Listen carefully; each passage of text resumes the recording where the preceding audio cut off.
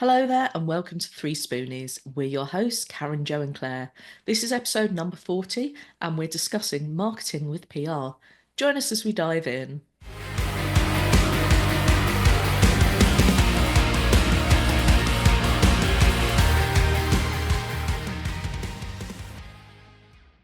If you've been in business for a while, but you're still doing it all on your own, spinning your wheels and second-guessing everything, it's time to ignite.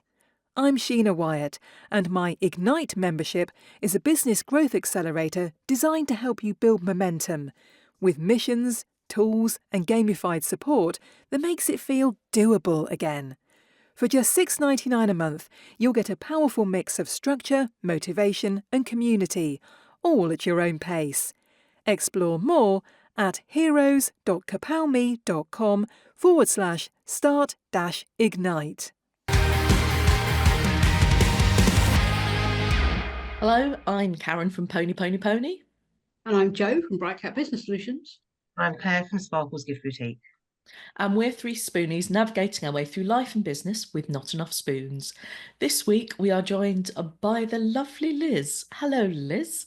Jolly lovely to see you. Do you want to tell us a little bit about you and what you do? Absolutely. It's great to be here. And I'm Liz, and I run Escape the Village, which is a marketing consultancy.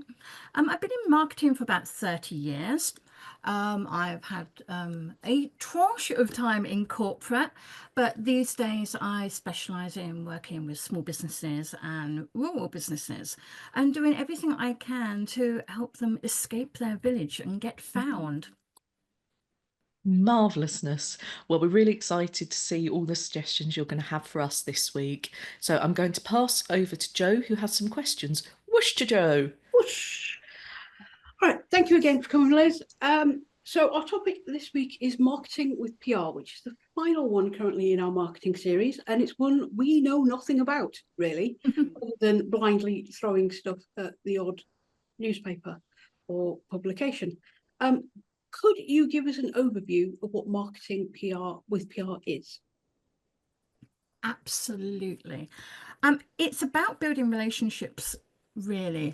And it's more than your social media and your website, although they have their place. It's about working with all sorts of publications, podcasts included.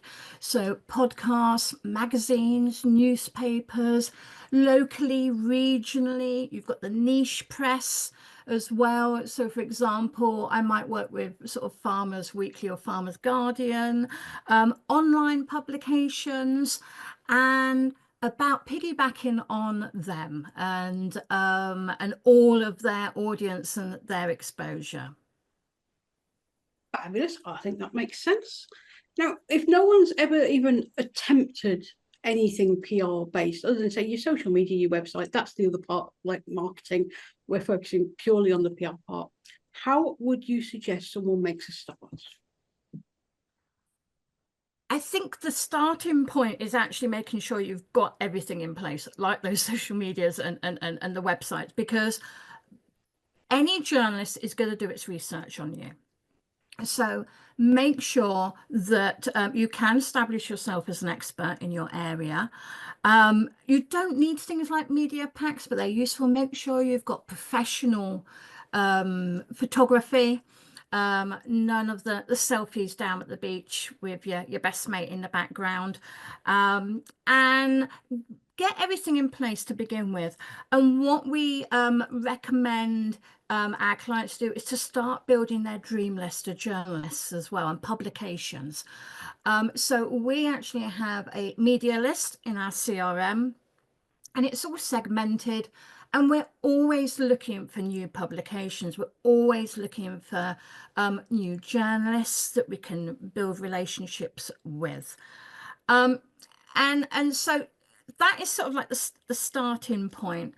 But from then on, people start to get confused of what are the next steps and things and where can they go. And what we concentrate on is, although press releases are brilliant, they tend to get swept under the carpet and quite often ignored, which is why people struggle to get actual exposure. And what we do is we actually do pitches. So we will say, look, we're an expert in this area, we can talk about this, and then we present it to a journalist. And that's how we would potentially get more coverage than just blanket sending out press releases all the time. See, my next question was going to be what should be included in a press release. But clearly, if those are the ones that don't quite work, and there's a better way of doing it, I'll ignore that question. Press releases definitely have their place. And the thing with a press release, which a lot of people find really difficult, is you've basically got to virtually write the story for the journalist. You've got to give them everything, and they're just going to upload it to a site or something like that.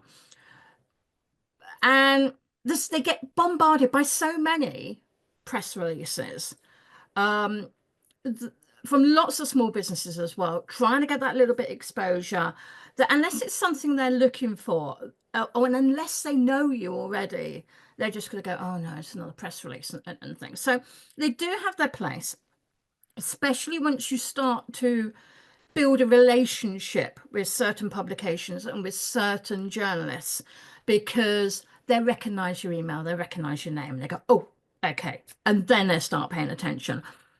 But a pitch is slightly different. So, for example, we've got a pitch that we're working on at the moment, and it's around the effect of the cashless society on small businesses, and the impact it has particularly on rural businesses. And so we've sort of positioned ourselves as an expert for rural businesses and small businesses.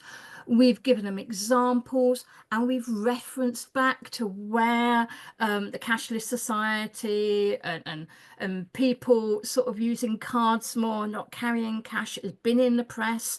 And we're basically giving the journalist the seed of an idea that normally will link back to something that's been in the press recently in some way as well.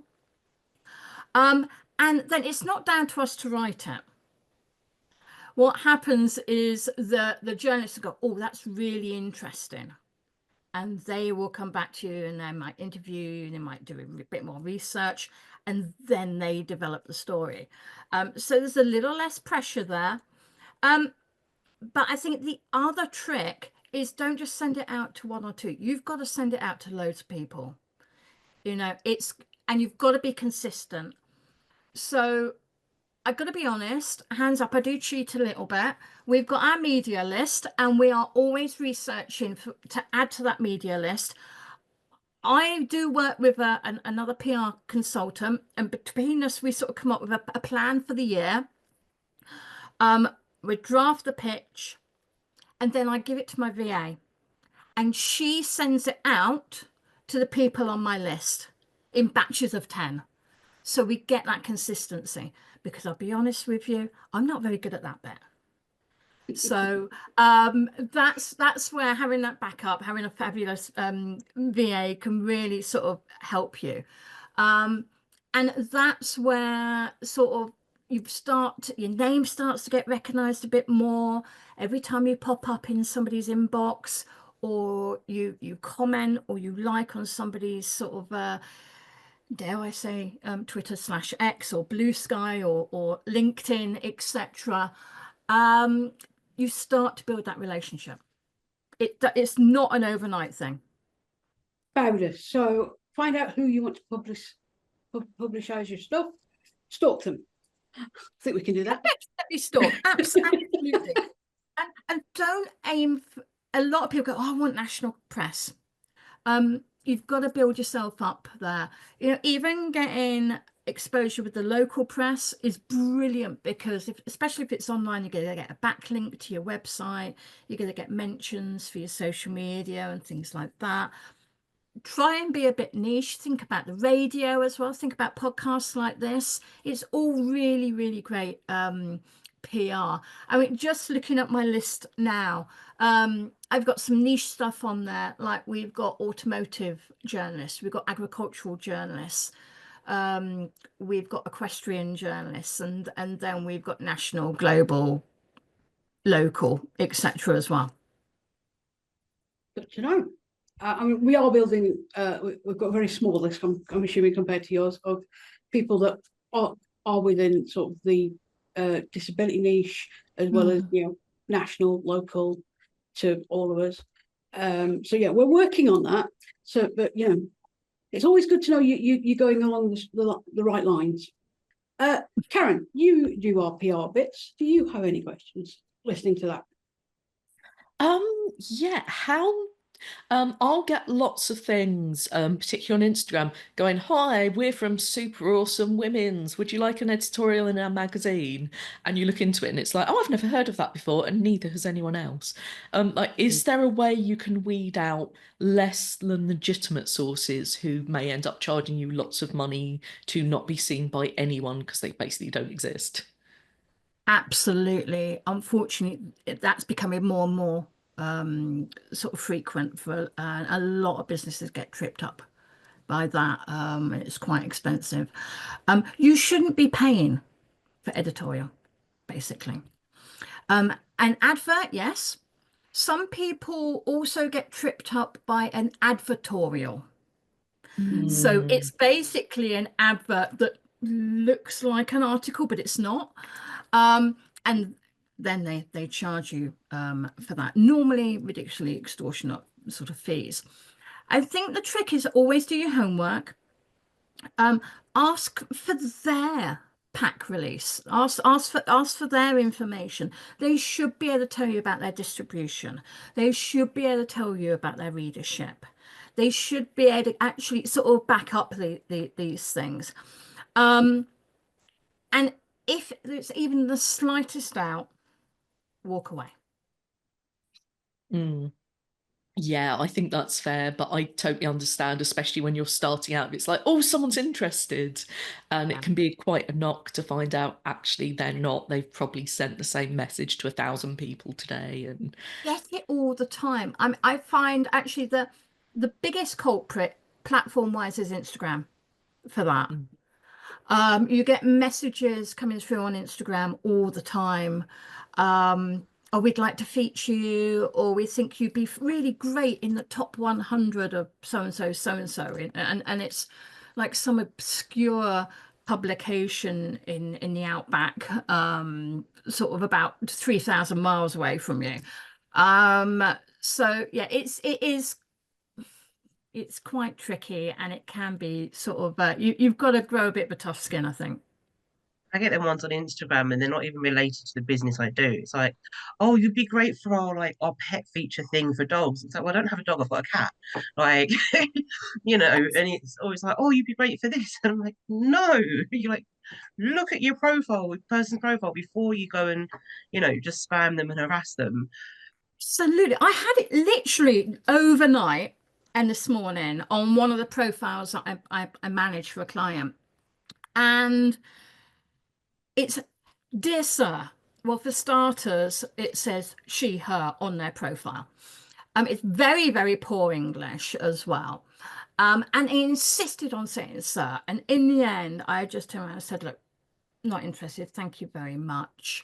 If you'd read our profile, blah blah blah, and block. It depends on what sort of mood, actually, whether I want a bit of sport or not. Sometimes you can instantly tell when I just block. Sometimes I need a bit of sport.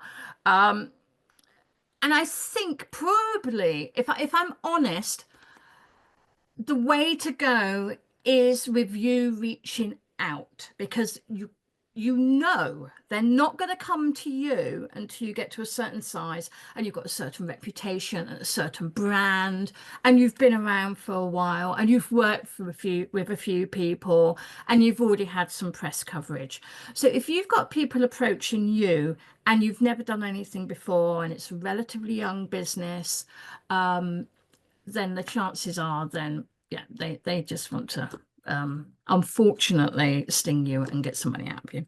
yeah, it's very disheartening. And as you said, the way they will target people, and yeah, it's Ooh, doesn't sit well with me at all. It's like fake awards and things, and it's sort of Absolutely. And I think it's great that you bring up awards, because awards is something that's really great to talk about. You know, you can say you're award winning and things like that. And it's something to say in your own media pack that you're award winning, you've got this experience and that experience.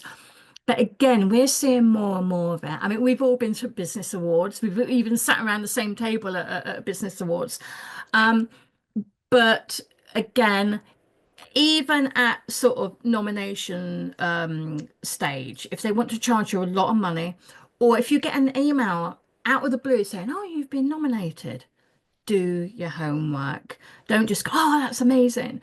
Oh, they want to charge me £500 for a plate or a trophy. Um, because the genuine awards aren't like that at all. Yeah, I think unfortunately it's one of those things until you've experienced it, you don't really know. And yeah, nasty, nasty business all I round, mean, I'd say. I was talking to someone this morning. He's actually a leadership consultant, and we were saying we all go into business because we're good at what we do. You know, be it sort of social media, VA, sort of gifts, sort of myself with websites, and PR and all sorts of things. But we don't go into business because we're good at business. And it's such a steep learning curve. We're all juggling so many things. My husband's got a gardening business. My daughter's got a photography business, you know, and so just saying to my daughter, make sure you've always got your business cards on you and things. We don't go into business because we're great at business. So when you get approached by these things, you don't know. We've just all got to learn, haven't we? Yeah, definitely. And that's another one where it's worth having a network and speaking to people, have you heard of it? And if they Yeah. haven't, then chances are it may not be legit. So I'm sorry if we've depressed you all. So I think it's time we moved into spoons full of loveliness with lots of wonderful things from our sponsors and potentially someone who could help you.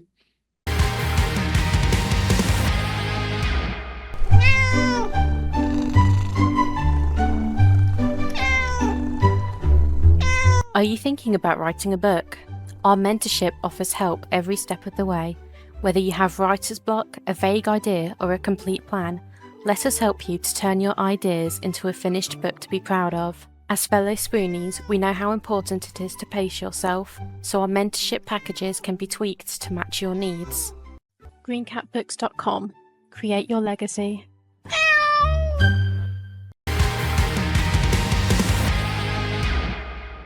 At Watmore and Co Accounting, we provide accessible first accounting, helping without jargon or judgment. We proudly support SME businesses with a particular focus on those led by neurodivergent, disabled, or otherwise marginalised individuals. Our clients trust us to deliver clarity, consistency, and compassion in every service, from end-of-year accounts to tax planning and bookkeeping. As one client shared, Lawrence made it painless. They get it. No need to explain. Schedule your free consultation today on our website. Visit watmoreandco.com today.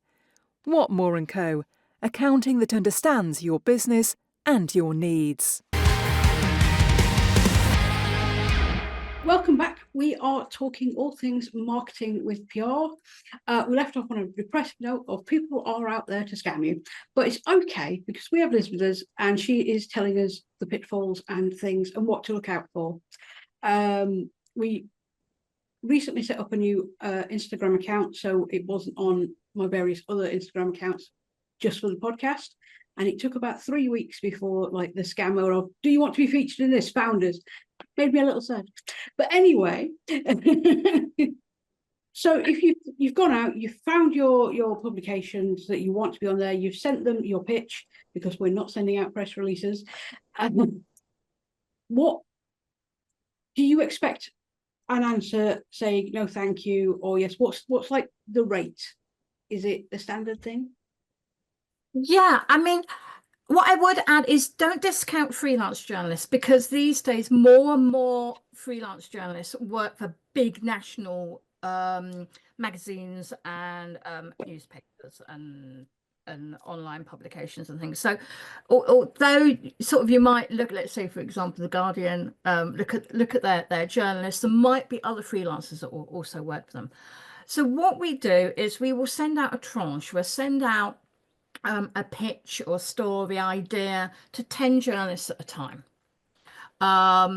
sort of once or twice a week, depending on how badly we want this story to get out of them. And we would tend to focus on a single angle, a single story for a whole month. And we will always follow up. So as we were sort of saying earlier, journalists will get approached by a lot of businesses, a lot of people, sort of fighting for their attention. So if you don't hear from someone, similarly, if you sort of quote for work, you need to follow up. So we will reach out to a journalist after about sort of 48 hours, a couple of days, 2 or 3 days. And if we don't hear from them, we'll reach out again. And then what we will do is if we hear back from them, they say, thanks very much, but not this time. We just put a little note on our list saying, well, they've actually responded. You know, so we can almost upgrade them from cold to warm because they have engaged with us. Sometimes you won't hear from them, but you still keep them on that list and you still reach out every so often. And sometimes it's really potluck about being in the right place at the right time, especially with, let's take, for example, if your business deals with imports, exports, journalists are going to want to speak to you at the moment, you know, with everything that's going on in the big wide world. And also we've had recently a lot of stories around PIP and access to work and benefits and things. So again, that's really topical. But it could simply be that they've got a plan, they're working on a number of things, and it's just not the right time for them with that particular story. So don't get disheartened. It's in for the long haul, and it's a long-term plan, this one. To give you an example, going back to a business I had a few years ago in my younger days, I worked with a journalist on a local paper, and we did a few things together, and then they left and I didn't hear from them and I didn't think anything of it. And then out of the blue, they reached out to me and they'd gone from sort of local to regional. And then they went from regional to national and they ended up at the BBC. And because we had this relationship over a number of years with me sending them pictures and ideas and just engaging with them every so often and things like that, they then came to me and I ended up on the panel for a talk show. Now, I would never, ever have imagined that in my life. It was an incredible experience.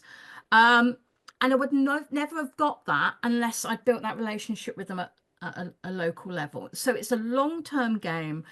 It's about following up, not getting disillusioned. And that list, making sure that you just keep on updating it, put notes on there.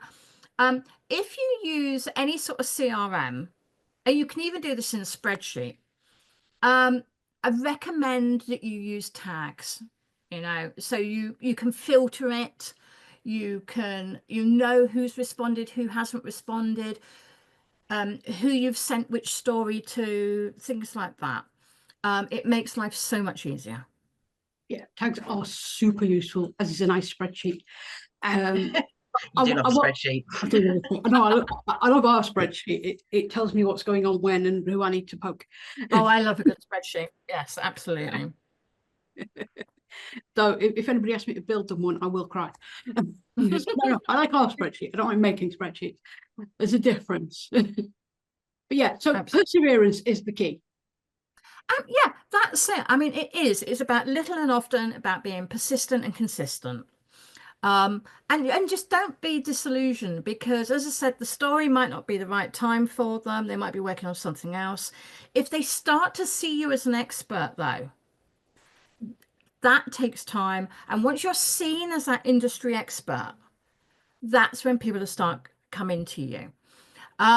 There's lots of people out there doing marketing, so I don't position myself as a marketing expert. I position myself as a rural marketing expert. Yeah. For example, my daughter, yeah, she's a photographer. There's lots of photographers out there, but she positions herself as an automotive photographer. So find your niche, find what your expertise is, and become the go-to expert for that particular organization, magazine, publication, and things. And we all think about PR and media as basically newspapers and magazines, but there is so much more these days, you know. I mean, podcasts, for example, radio, don't discount radio. It's massive, especially local radio. Don't sort of discount online only publications. We've got a couple locally here in Wiltshire, and they're brilliant because you're going to get links back to your website and things like that, and it's all exposure, and you can say as seen in. So yeah. Always great. And yeah, if you, like you said, if you've got a particular niche that's a big topic recently, really do your work then, because people will want to talk to you. Yeah. That's why we went unplanned and unedited a few weeks ago when they were talking about PIP. And it's like we were sat on Zoom, so it's like, let's do an episode. No editing, no nothing, straight out. Which is not like us. I mean, this podcast is planned within an inch of its life. More like a centimetre. Yeah. Or millimetre even. But yeah, but it was a relevant topic. I mean, usually there is months between us doing an episode and it airing. Especially this year, we are trying to get an entire year's done in about 6 months, so we don't have to record over winter because we're ill over winter. Yeah. But it's like, no, this is relevant now. Let's go. I think we all had such, like, you're affected by it as well, and it's like, so it's one of the kind of things, like, we're first sitting there talking about it, it's like, well, why not share it with everyone and yeah, kind of get it out absolutely. there. And your passion comes across, and your knowledge and your experience comes across as well. Some people sort of say, well, what could you talk about without any notes, any preparation for 15 minutes, 30 minutes? And I often say horses. I have been known to say tractors, and fencing. That's another, and mud. But your passion, your knowledge, your experience will come across if you're talking about your niche. And then that's when the journalist is going to come to you and they're going to target you. And you're far more likely to sort of build that relationship and get that exposure then. It's good to know. So if anybody needs to know about cats, I'm here.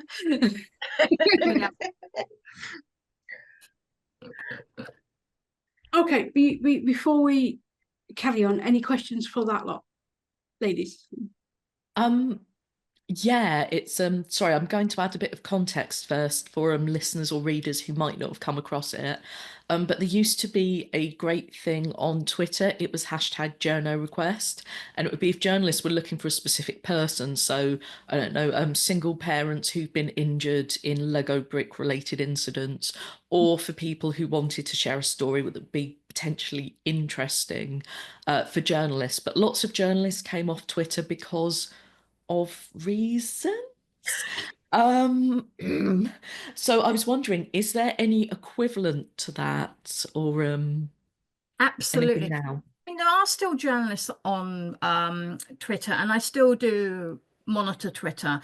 Quite a few have gone across to Blue Sky now. So you've got that there. There's also you can search for journalists on LinkedIn. And the other thing is, I mean, we are always monitoring Twitter, Blue Sky, and LinkedIn. But there are various groups, even on Facebook, where you can find journalists So again, it does take time. It can suck you dry, but it's about doing that research. I think. I mean, we still use lists on Twitter with those hashtags, but those hashtags equally work on Blue Sky as well. The one word of warning is there's a lot of websites out there where they say they've got journalists and you can upload your press release and your pitch. They get very, very expensive, very, very quickly with no guarantees. And you don't need to go down that route. We don't use them. I do know a couple of people that do, but they're doing PR all the time. You know, that's sort of their thing. They work with lots of different organizations and they are doing it all the time. So don't get sort of trapped by that one. But I mean, journalists want to be found. Honestly, you know, if you find It them makes on their job LinkedIn, easier. yeah, absolutely. I mean, even if you go onto LinkedIn and in their contact information there isn't an email, just message them and say, look, I've got a really great idea for an article. Can I have your email address, please, so I can send it over? You know, nothing ventured, you know, nothing lost, nothing, you know, just go for it, be brave. And, you know, like 99 times out of 100, they're going to go, yeah, sure, here's my email address. And therefore you've got another one to add to your list of this is a Absolutely. possibility. Be brave. Be brave. So That yeah. works with a lot of marketing though, is be brave. It's like, give it a go, see what happens. Yeah, absolutely. I mean, I think sometimes you just have to shout, sort of stand up and shout about yourself. I mean, we were at a conference at the very end of February up in Birmingham. And I came across another business and I thought, oh God, I really, really want to work with these guys. You know, they're absolutely our target people. But they're really big, they're really successful. And I'm thinking, ooh, do I? And it's like, big girl pants, come on, you're gonna do it. So I literally just marched up to this guy and I go, hello, really pleased to meet you. My name's Liz. Hi. And you know what? From doing that, you know, I've had some consultancy. My daughter's had some work as well. And had I sort of just stepped back a little bit and go, oh, I don't know, and just walked away, that none of that would have happened. Yeah. It's always, you know, it's terrifying, but just do it. Absolutely. Absolutely. Yeah, just big brave girl pants and just go for it all. And that's what I do. And I also sort of use the phrase fake it till you make it. You know, you might not be feeling brave, you might not sort of want to put yourself out there, you might feel a bit uncomfortable and things, but they don't know that. They don't need to know that. You know, just smile and yeah, it's amazing what you can get away with. I would also say, if you can, take someone with you who will go on, you can do it. Give you that little pep talk. Cheerleader. I Yeah, mean, we had that at the SDS, didn't we? yeah, well, I mean, we were all feeling a little bit overwhelmed. I don't know if Karen was, because she carries a postbox around. And Oh my people- God, Karen just was gone. Yeah. It's just like, where's Karen? Karen's off schmoozing with whoever and just getting herself out there. And there's me just like, I'm going to stand here.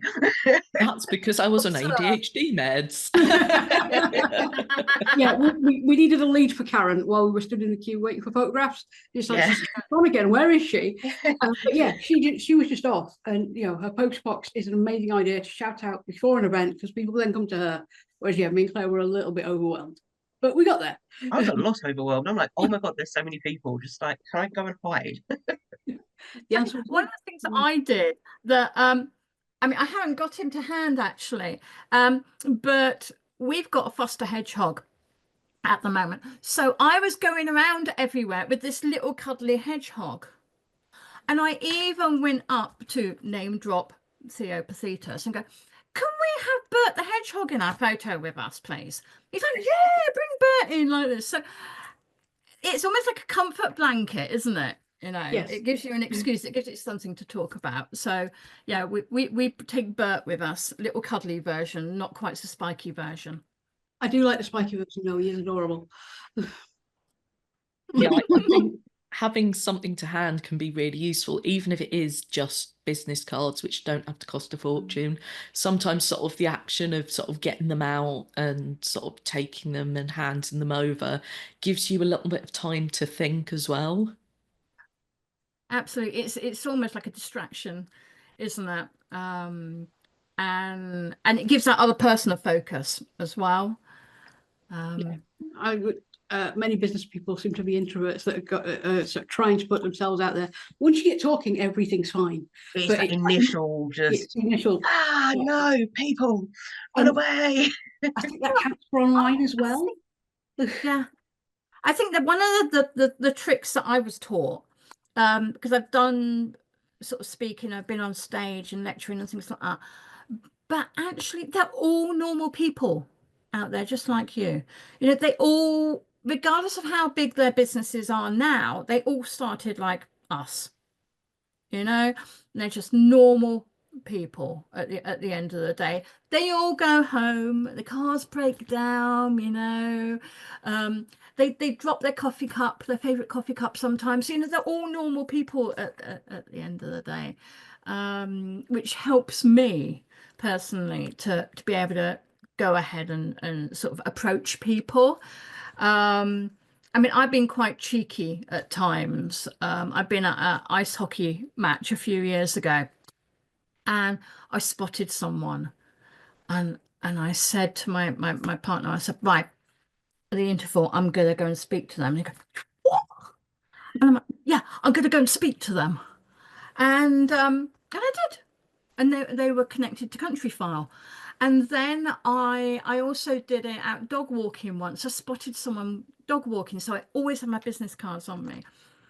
And sort of like Colin was saying to me, I'm sure we're just taking the dogs out so you can go networking. I love that. Any opportunity. In upcoming season 7, we or season 6, I think it's season 6. We have a guest who I would not normally have approached because they're far bigger than we are. But on the off chance, I sent an email and they agreed to come be our guest. And it's things like I've had people, I've gone to certain people and he's like, yo, would you come be on our podcast? And I'm sorry, I'm too busy. That's fine. It might be a no, but it's not a yeah, get away. Yeah. It's a no for now, Yeah. isn't it? Yeah. And I think that's the thing to remember sort of when you're approaching these journalists and these publications. It's not a no way, go away. It's a no for now. Yeah. It's like that's a good way of looking at it. It's like it's not a complete no. It's just a not yeah. Absolutely. And yeah, nothing ventured, nothing gained. Yeah. I think that's a fabulous way to look at it and a fabulous way to wrap up on that topic. Karen, I will pass back over to you. Yes. Well, thank you for joining us, Liz. Is there anything exciting you're doing at the moment that you'd like to plug? Oh gosh, yes. I mean, one of the things that we're doing at the moment is we're doing quite a lot of sponsorship. So we've recently done a sleep out with the British Legion, and that being a fundraiser for homeless veterans. And we're also sponsoring a young sports person that we can't actually talk too much about at the moment. But what we are doing at the moment is really what I would call community engagement, and trying to give back a bit more. We're lucky that we've got to a point now where we can do that. And yeah, we've got a few things in the pipeline there. Marvelousness. So thank you for being here, and thank you to all our listeners and viewers. Thank you for joining us 3Spoonies on PR. We'd love to know your thoughts in the comments. Don't forget to subscribe for our weekly podcasts and leave us a lovely review. You can also buy us a coffee if you like what we do, or a bubble tea. We're not too fussy. Links, as ever, will be in the show notes. We'll see you next week for community questions. Have a great day and keep track of your spoons.